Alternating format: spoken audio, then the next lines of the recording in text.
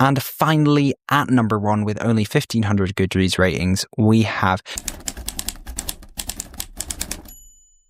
So it is Black History Month over in the US at the moment, and because so much of my audience is American-based, I have decided to take this opportunity to make a list of the top 10 most underrated fantasy books by Black authors, defining underrated as having under 40,000 Goodreads ratings, and I'm going to be working from the least underrated, so the most Goodreads ratings, down to the least Goodreads ratings, and hopefully there will be some things in here that you haven't heard of before. First up, we have Akata Witch by Nnedi Okorafor. She is the only author who's going to be featuring on this list twice because I just think she's a brilliant author.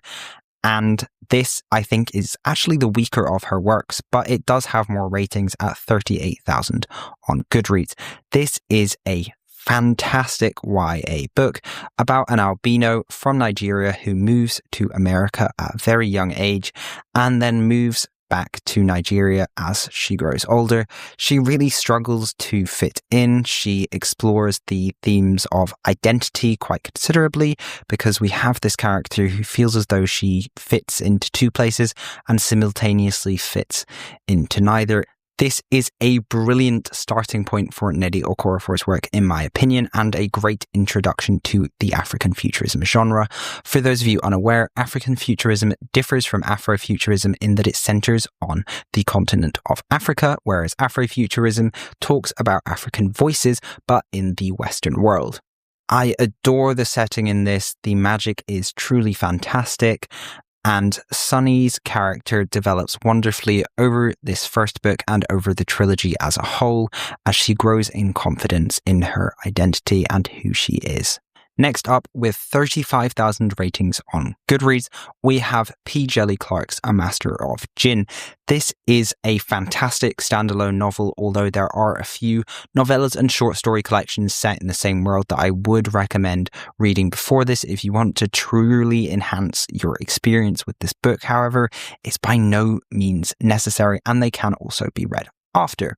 This book follows Fatma, who is the youngest woman at the Ministry of Alchemy, Enchantments and Supernatural Entities, and is set in 1912 Cairo. Now, Fatma is by no means a rookie despite her young age, and she is in charge of heading up an investigation into the murder of an entire brotherhood, seemingly by the very deity that they worship. This is a fantastically written book. Despite being set on Earth, this book has some fantastic world building in it, and I highly recommend it if you're looking to get away from some of that medieval Western European kind of setting that is very tired within the fantasy genre. This is steampunk. It's got djinn in it, and I personally love djinn. I don't know if this is a commonly loved creature within fantasy, but I always love a djinn. I think they're really fascinating. If you're looking for a murder mystery with a very unique world, a protagonist who is very hard-headed, determined, LGBT, look no further. More lesbians next with This Poison Heart, which has 31,000 ratings on Goodreads. We love the LGBT rep, and I adore these lesbians. They are the most adorable parents to their daughter Bree, who is the protagonist of this particular book. Again, this is another YA. It's a duology. Both are pretty nice and snappy books. Very cozy once more, and our protagonist in this has a power related to plants, which is brilliant because her mothers work in a flower shop. They own a flower shop, so you know, it's a pretty useful power to have if you're working in a flower shop, and she often helps out in the flower shop.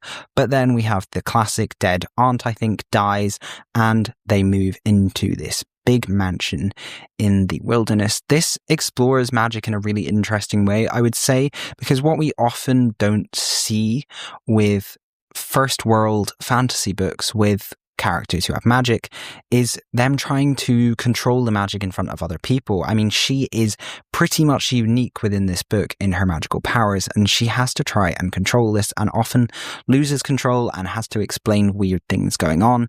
This also has a Greek myth element, so if you're interested in that, check this out. Lesbians. Next up, we have another YA duology with 31,000 ratings, but this one doesn't have lesbians, so let's just skip it actually. Just a little jest, Raybearer is our next book, and again, this one is incredible, and I highly, highly recommend.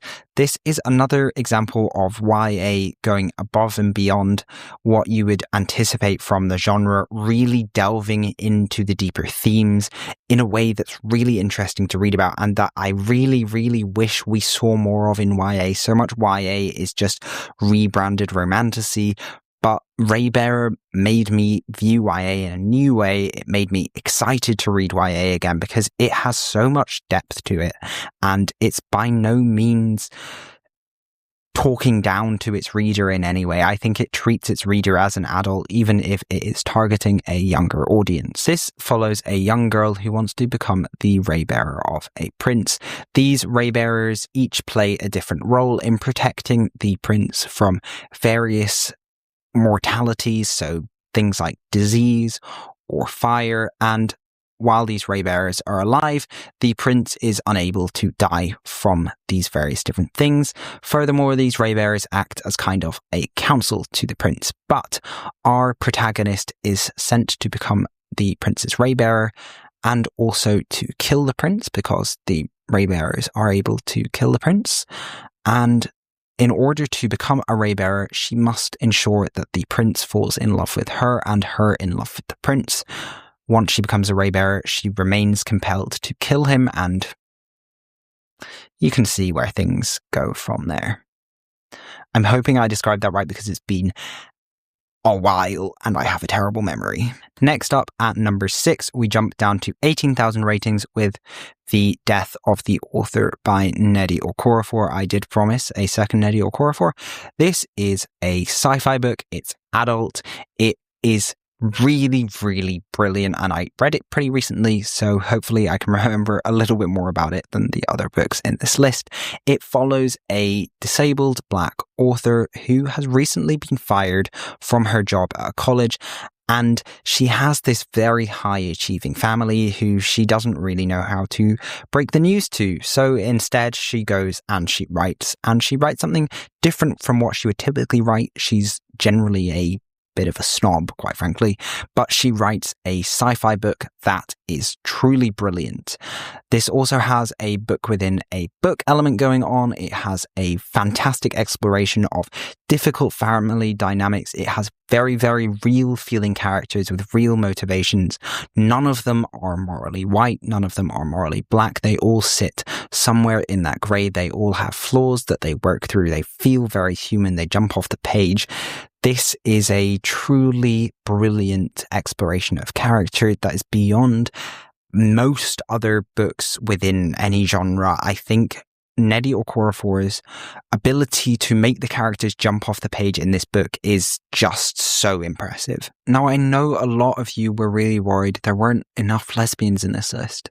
Don't you worry. Up next at number 5 with 9,000 Goodreads ratings, we have The Final Strife. This has a brilliant romance between a blue-blooded lower class worker and a red-blooded ruling class noble. This has trials. I love trials for deciding who is the leader of the various different factions of government. This is a brilliant trilogy. I highly recommend it. I don't want to delve too much into the different details. Now I'm going to quickly sneak in another book here, and that is Cleopatra. I haven't included this in the list because it hasn't come out yet, so it's kind of by its very nature underrated, but this is, as you would assume, a fantasy adaptation of Cleopatra's life that is coming out by the same author, Sara El-Arifi, very soon, or has already come out, and I should have posted a review about but haven't. Next up, we have another brilliant trial book with 9,000 ratings. Once again, at number 4 is The Blood Trials. This follows Ikenna, a young Black woman with blood magic. Now, she has to keep this blood magic very secret. This is set in a sci-fi world, but it obviously has magic involved, so it really crosses the genres between sci-fi and fantasy brilliantly. And the reason that blood magic is so dangerous is because this kind of enemy state controls using blood magic, whereas our world that we are set in is mainly controlled using technology, which is super cool. We have a very strong female protagonist, which we always love, and she is trying to essentially avenge her grandfather's death by entering a series of trials and trying to figure out who it was that killed her father during these trials, all while trying to hide her magic from those around her so that she isn't killed for her magic. This does have little bits of spice if you're a fan of that. If you're not a fan of that, it's definitely not going to stand out too much and ruin the book for you. Next up, we have Queen of the Conquered. Now, this is a Caribbean-inspired fantasy, and again, we have a vengeance plot going on. In this case, we have colonizers who have come in and killed our protagonist's family, and she is trying to essentially seek vengeance. And the brilliant part about this is our main protagonist has the power of mind control, which is awesome. At number 2, with 1,800 Goodreads ratings, we have Ambessa, Chosen of the Wolf by C.L. Clarke. I won't delve into this too much because I really do think that you need to have watched Arcane to read this. But if you haven't watched Arcane, and this is directed at nobody in particular, if you haven't watched Arcane, I highly, highly recommend you go out and watch Arcane and then read this book. If you have watched Arcane and haven't picked up this book, it's a fantastic character exploration of Ambessa, who I think is one of the strongest characters in Arcane, and it really delves into her backstory, her motivations, and all sorts of bits and bobs around her character. So I highly recommend checking this out if you're a fan of Arcane. And I don't have much else to say about it. And finally, at number 1, with only 1,500 Goodreads ratings, we have Shigidi and the Brass Head of Obalufon. This is about our 2 protagonists, I would say. Our major protagonist is, of course, Shigidi, and we have this kind of corporate setting where various different gods exist within a hierarchy within the spirit company, and they essentially get paid via prayers. They have a quota that they need to hit. This is a super fascinating concept. However, our protagonist, Shigidi, is tired of this corporate grind of not progressing up the ladder anymore. He is the god of nightmares, and very few people believe in him or pray to him anymore. And so he quits the spirit company and kind of goes on the run and ends up tasked with stealing from the British Museum, which is just wonderfully ironic. I really recommend this book. It's a very short read. It's very funny. It's got some brilliant themes going on. I believe this was nominated for a Nebula or a Hugo or something like that, which is why I ended up reading it. And it's definitely deserving of that nomination. So highly recommend you go and check it out. Now, if you did like this video, please do give me a like, give me a comment, and subscribe if you haven't already. Bye.